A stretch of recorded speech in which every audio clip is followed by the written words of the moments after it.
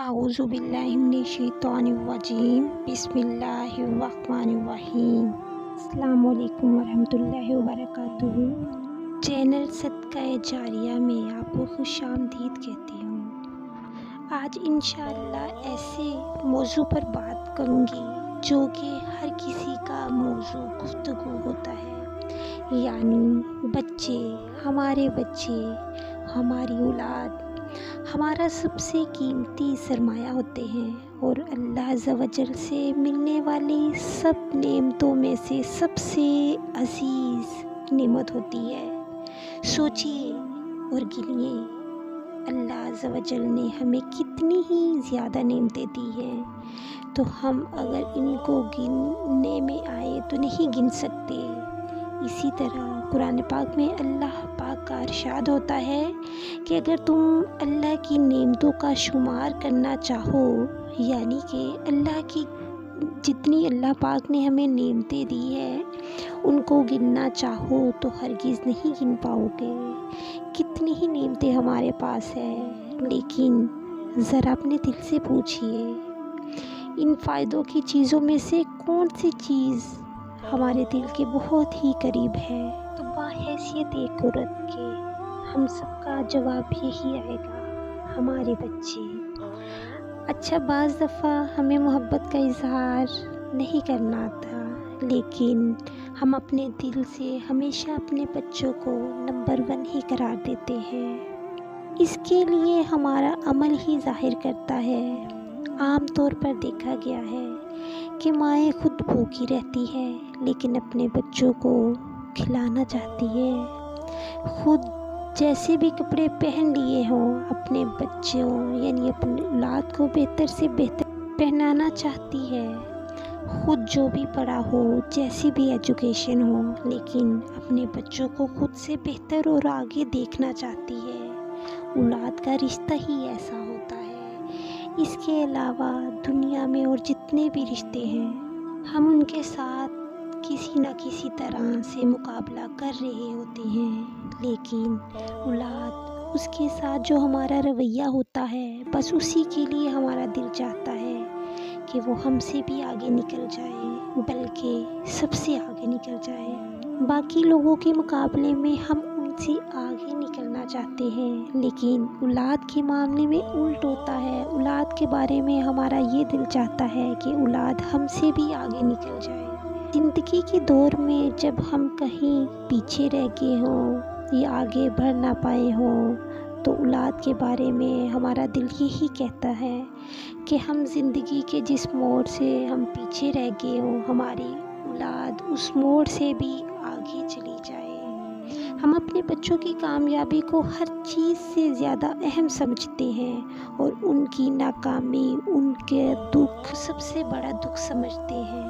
تو اس چیز میں کوئی شک ہی نہیں کہ اولاد ہمیں ہر چیز سے زیادہ عزیز ہے۔ تمام رشتوں، تمام انسانوں میں اللہ پاک نے اولاد کے بارے میں ارشاد فرمایا ہے کہ آسمانوں اور زمینوں کی بادشاہی اللہ ہی کے لیے ہے، وہ جسے چاہتا ہے بیٹیاں عطا کرتا ہے، جسے چاہتا ہے بیٹے عطا کرتا ہے، جسے چاہتا ہے دونوں عطا کرتا ہے، اور جسے چاہتا ہے بانجھ رکھتا ہے، اور جسے چاہتا ہے کچھ بھی نہیں دیتا۔ بے شک وہ جاننے والا اور قدرت والا ہے۔ تو اس بات سے پتہ چلا ہمیں جو بھی اولاد ملی، چاہے وہ لڑکا ہے یا لڑکی، وہ اللہ ہی کا فیصلہ تھا اور اسی کی دین ہے۔ تو ہمیں ہمیشہ یہ بات ذہن میں رکھنی چاہیے کہ اولاد اللہ کی دین ہے، اسی کی نعمت ہے۔ اللہ نے جو ہمارے لیے بہتر سمجھا وہ ہمیں عطا کیا، اسی لیے اللہ پاک سے راضی رہنا چاہیے۔ لہٰذا اگر بات کی جائے بچوں کی تربیت کے بارے میں تو ہر والدین کی یہی خواہش ہوتی ہے کہ وہ اپنے بچوں کی اعلیٰ سے اعلیٰ تربیت کرے۔ تو ایک بات یہ ذہن میں رکھ لیں کہ بچے کی آپ جتنی بھی اچھی تربیت کر لیں، جب تک آپ خود ان کے لیے رول ماڈل نہیں بن کے دکھائیں گے، جب تک خود آپ اپنی تربیت نہیں کریں گے، بچے کی تربیت نہیں ہو سکتی۔ کیونکہ بچہ وہی کچھ کرے گا جو وہ کرتا اپنے ماں باپ کو دیکھے گا۔ یہ نہیں کہ ماں باپ تو نماز بھی نہیں پڑھتے اور بچوں سے ہم امیدیں کریں کہ وہ امام بن جائے، مفتی بن جائے۔ تو اسی طرح بچوں کو بچپن میں ہی آخرت کا تصور دینا چاہیے۔ اللہ پاک قرآن پاک میں ارشاد فرماتا ہے کہ اے ایمان والو، اپنے آپ کو اور اپنے گھر والوں کو اس آگ سے بچاؤ جس کا ایندھن آدمی اور پتھر ہے۔ اچھا، تو آپ نے اپنی اولاد کی اچھی تربیت کر لی، سارا کچھ کر لیا۔ بعض ماں باپ یہ شکایت کرتے ہیں کہ ہم نے اپنے بچوں کی اعلیٰ سے اعلیٰ تربیت کر لی، سارے کام ہو گئے، ہر طرح کی کوششیں کر لی، لیکن جب نتیجہ نکلا تو وہ زیرو ہے۔ تو اس بات کو ذہن میں رکھ لیں کہ یہ اللہ عز و جل کی طرف سے ہمارا امتحان ہوتا ہے۔ دس از آور ٹیسٹ۔ اللہ عز و جل نے فرمایا کہ ہم تمہیں ضرور آزمائیں گے کسی بھی چیز کے ساتھ، بھوک، جانور، مال اور اولاد کے ساتھ، اور خوشخبری دے دو ان لوگوں کو جنہوں نے صبر کیا۔ اور ایک بات یہ بھی یاد رکھیے گا کہ اپنے بچوں سے کبھی مایوس نہ ہو۔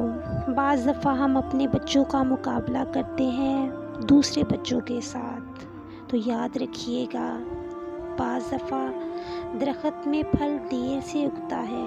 ہو سکتا ہے کہ آپ دنیا میں وہ نعمتیں نہ دیکھ سکے، لیکن ہمارے لیے یعنی مومنوں کے لیے تو آخرت بھی ہے، اس میں سب کچھ ملے گا انشاءاللہ عز و جل۔ اللہ سے دعا مانگنا ہرگز نہ بھولے اور ہمیشہ اس پر یقین اور توقع رکھے، خود سے بھی زیادہ۔ تربیت اولاد کے بارے میں 3 کام کرنے ہوں گے۔ پہلا کام، لوگوں کی باتوں کی پرواہ نہ کریں۔ دوسرا، بچوں سے بات کریں اور انہیں سمجھائیں۔ تیسرا، اگر آپ نے ان کو سمجھا دیا تو ان کے پیچھے نہ پڑیں، بس سمجھائیں اور چھوڑ دیں۔